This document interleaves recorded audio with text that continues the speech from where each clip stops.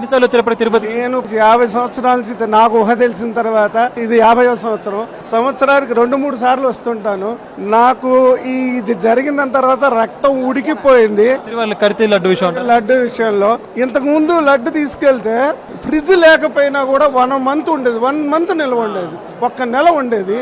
1 నెల పాటు ఆ ఫ్రిడ్జ్ లో పెట్టకపోయినా ఉండేది. గత కొంతకాలంగా నేను రెగ్యులర్ గా వస్తున్నాను కాబట్టి ఖచ్చితంగా చెప్పగలను, గత 5 సంవత్సరాలుగా లడ్డు అసలు తీసుకెళ్తే ఎవరికైనా ఇద్దామంటే కూడా అది 2-3 ఇక్కడ తీసుకెళ్లిన తర్వాత 3 రోజులకో 4 రోజులకో ఇంటికి వెళ్తాము. అప్పటికే పాడైపోయినట్టుగా అనిపించి వెంటనే ఇచ్చినా కూడా పాపం వాళ్ళు కూడా ఏమిటి ఇలా ఉందనేటువంటి పరిస్థితి.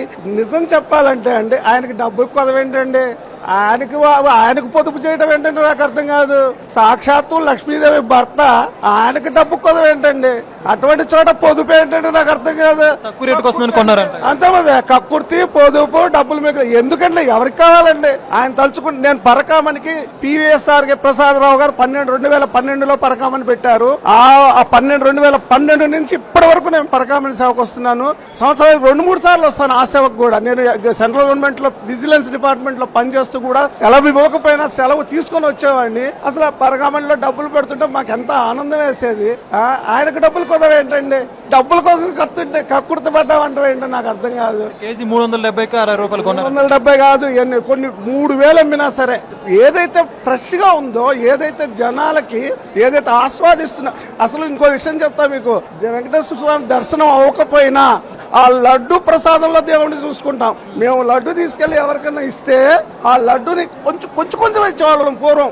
ఆ కొంచెం చూసుకొని కళ్ళకద్దుకొని మహాప్రసాదంగా తినేవారండి. మహాప్రసాదం కల్తీ అంటే మరి ఏమంటండి? రక్తం ఉడికిపోయింది, మామూలుగా కాదు. ఇంకా నేను మాట్లాడకూడదు భాషని. ఈ హిందూ అనేటువంటిది ఎందుకులేండి, ఇక వదిలేస్తే మంచిది. దాని గురించి ఎక్కువ భయం పోయిందా ఇప్పుడు? లడ్డు పోయిందని అనుకుంటున్నాం.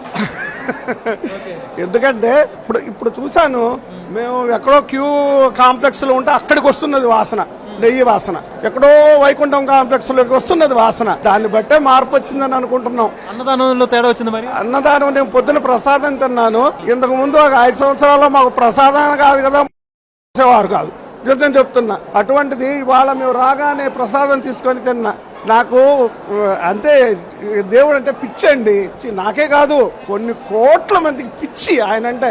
అవకాశం వస్తే ఇక్కడ చచ్చిపోతాం మేము. ఇక్కడ ఒక రాయిలా పుట్టినా, ఒక చెట్టులో పుట్టినా, ఆ చివరికి ఇక్కడికి వచ్చి చచ్చిపోయినా చాలు, అటువంటి భావన ఉంటది మాకు దేవుడు అంటే. దేవదేవుడు అండి ఆయన. చేతులు అడుగుతున్నాయి మాట్లాడాలంటే. ఇప్పుడు సదుపాయాలు బాగుపడ్డాయి కదా.